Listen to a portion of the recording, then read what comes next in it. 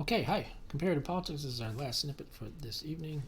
This is also on communism in practice, how it worked in practice. So in the last one, we kind of talked about the theory, um, especially that Marx viewed himself as a scientist, and he was very much a function of his time, and that time was dominated by industrialization, which led to an enormous increase in growth and health and lifespans. But immediately in Europe, what comes along with it are these miserable living conditions. So a lot of the socialist revolutions and then the communist revolutions and the anarchists and all this, they were responding to the horrific, in a lot of ways, true exploitation of workers, or at least what they saw as the true exploitation of workers. Classic liberals will be more likely to focus on um, the miseries of urbanization as something that we got through, something that were necessary, and they shouldn't be emphasized more than the economic benefits of industrialization, which were enormous. Again, an enormous increase in global growth, global wealth, global living standards, etc.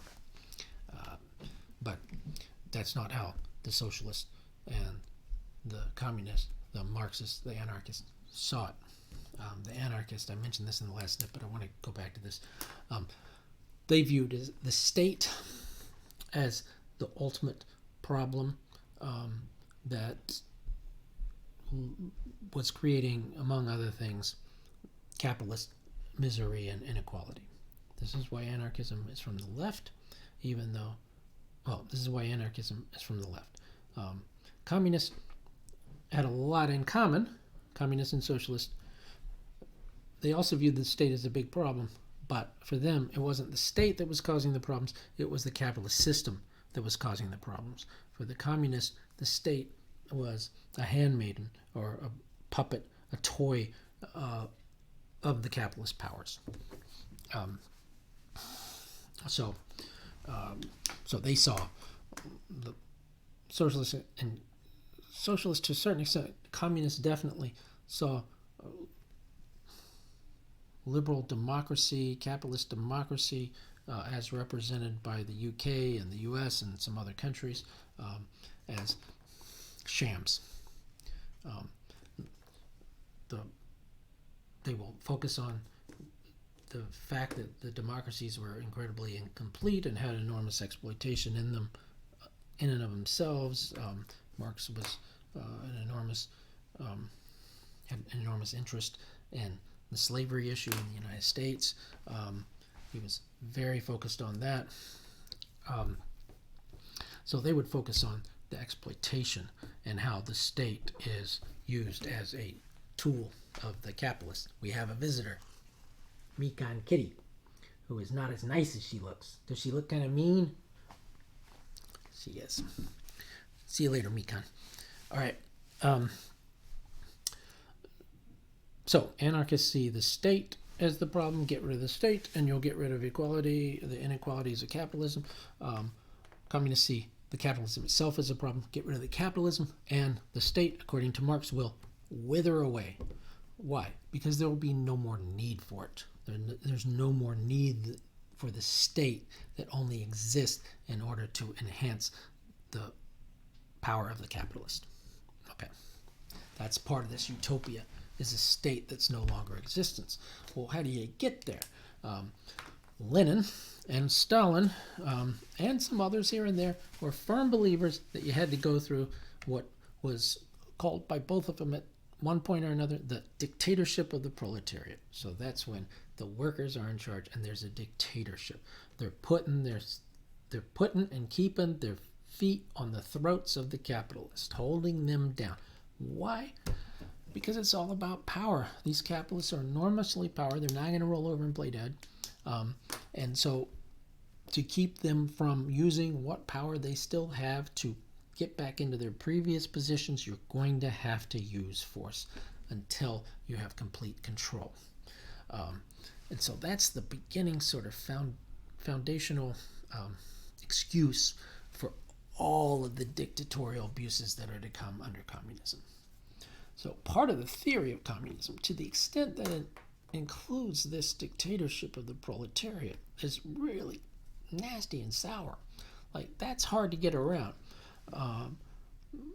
Neo-Marxists try to do that, right? But at the time, Marx and Lenin didn't. Lenin was as bloodthirsty as any other authoritarian. He was power happy. He was quite happy to amass all of the power that he could in his own hands. So in practice, whether or not it's consistent with Marxist theory, in practice, communist states were dictatorial. Not always totalitarian. Remember this distinction. Certainly totalitarian under Stalin, certainly totalitarian under Mao in China and some other places. But at the very least, fully authoritarian, dictatorial. Okay? So in practice, there's no freedom. In theory, that's not a problem because you have to reduce the freedom.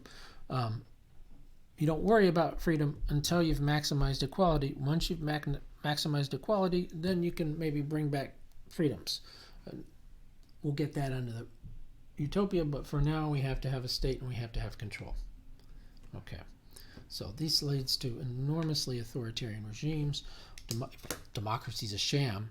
Okay, we'll pretend to be a democracy. We'll put the word democracy in the title of our state, Democratic People's Republic of Korea, that sort of thing. And we'll hold elections, but they're sham elections. So what? Your elections in America are shams. We'll pretend that ours are real too, just like you guys are doing. But they're certainly far less democratic than what democracies actually had. There's only one party, and you damn sure better vote for it. There's not any competition, etc., etc. There's no freedom to participate or anything like that. So in practice, just horrific dictatorships. As mentioned before, tens of millions of people, 40, 50, 60 million people perhaps, the deaths that whose responsibility lies with Stalin alone. Tens of millions for Mao in China alone. You tell people what to do, you give them no freedom, and you kill them, throw them in jail, that sort of thing, as necessary. These are surveillance states in which kids are trained to rat on their parents through, for example, the Soviet Young Pioneer system, which was kind of like our Boy Scouts, only totally not. And yes, the kids were taught to rat out their parents. So if they overheard them in the kitchen having any kind of dodgy conversation, critical about the government, the regime, communism, these capitalist sympathies, maybe they want to buy or sell something, you were taught at a young age to go rat your parents out. There's no private markets. In theory, the state is going to anticipate the needs of the people. You can cut out all that silly crap, a lot of that stuff attached to entertainment and things like that aren't actually necessary. You get rid of religions because that's the opiate of the masses. You don't need privatized anything really. The state's going to anticipate your needs and create them. And how well did that work? Not at all. As it turns out, that's a terrible way to run an economy, with the state in charge of deciding in 5-year plans who's going to move to what section of the country to become a farmer, to grow what crop at what time, using what implements. We'll send you a tractor that we made as part of industrialization efforts, but you're not necessarily going to be able to replace the parts easily. That kind of thing. It's incredibly inefficient. The market, for all of its faults, is far superior to trying to create and run an entire economy by bureaucrats.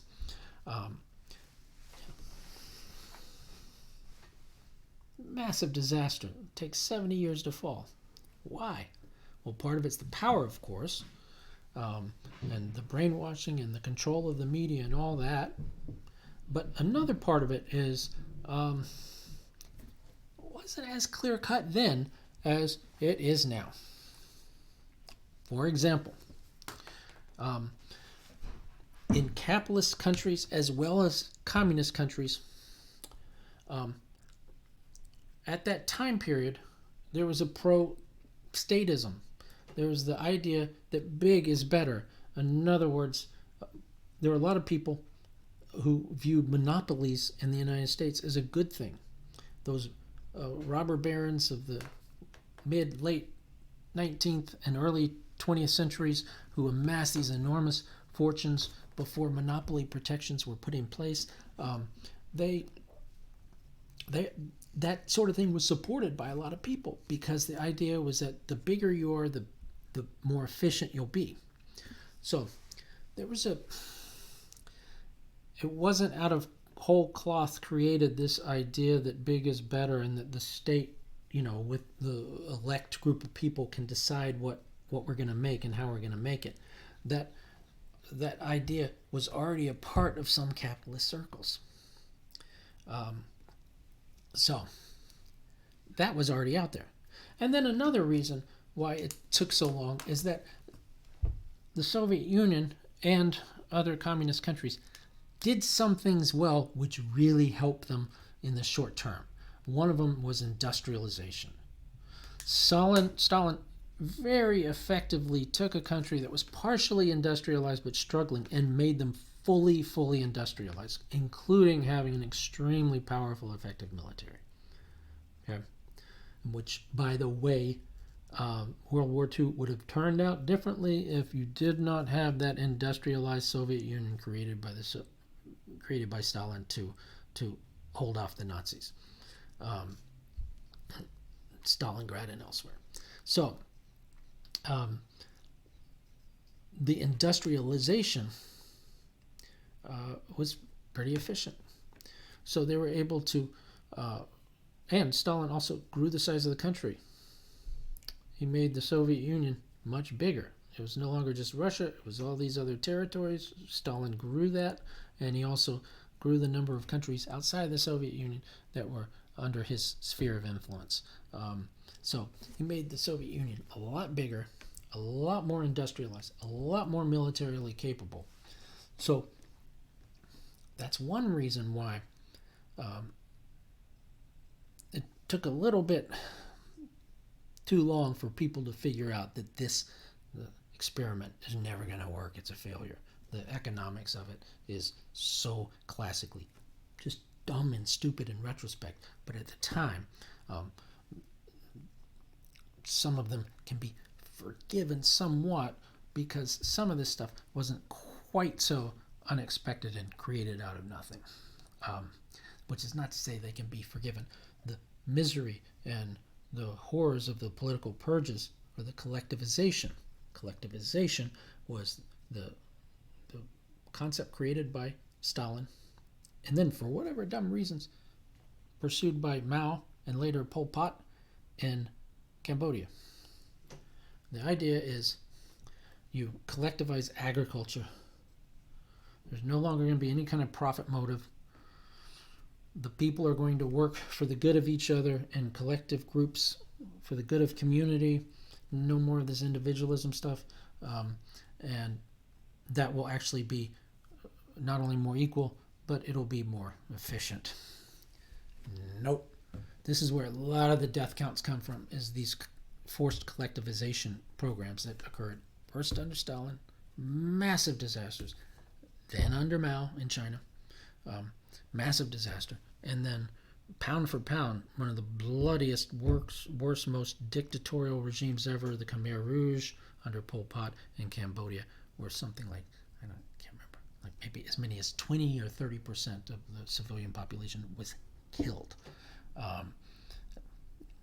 Just unbelievable now. There's a good movie, again, I think I mentioned it before, called The Killing Fields. It's a few decades old, but it covers that very well. Okay, so that's communism in practice. Everybody did have a job, and everybody had a place to live. So you didn't really have homelessness. The law and order, the dictatorial part, kind of took care of some of the things you might have to worry about in Western societies, like crimes and drugs and things like that. They weren't as prominent, generally a safer place. Everybody had access to health care. Communist countries were famously good at reducing illiteracy. They were better in some ways in terms of feminism at reducing gender inequality. There were a lot of, not any leaders in the old Soviet Union were women, but there were a lot of engineers and scientists and things like that, doctors, who were women because that was part of the ideology. That the capitalist West was hopelessly sexist, as well as all the other critiques from the Marxist perspective. So they did those things. People had houses, but the houses were tiny and terrible. The jobs were not paid that well. A lot of them were really, really super unnecessary. And the healthcare was extremely limited. So there were all of these weaknesses that were also built into the system that kind of offset these gains, more than offset the gains. You're employed, so you have a salary. Here's the key problem in the old Soviet Union and other communist states. It wasn't so much that you didn't have money, it's that you had nothing to buy with it. Famously, grocery stores in the Soviet Union would sell out of anything useful and edible very quickly. Long lines constantly everywhere in the former Soviet Union. So that's how it looked in practice. Well, it was at least reduced inequality, right? Yes, but also there was still inequality. You still had corruption. You still had people who were powerful members of the party who had better things than other people through usually just basically corruption. So, and politically, there's an enormous political inequality. People, if you're a member of the party and you could rise up, then you just had access to so many things that normal people didn't. Maybe you could get a nice appliance from the West, nice appliance, maybe a nice car, that sort of thing, a summer home, a dacha, that kind of thing. So it didn't eliminate inequality. And this is the subject of the next video. It didn't work. Communism collapses, capitalism thrives. Why?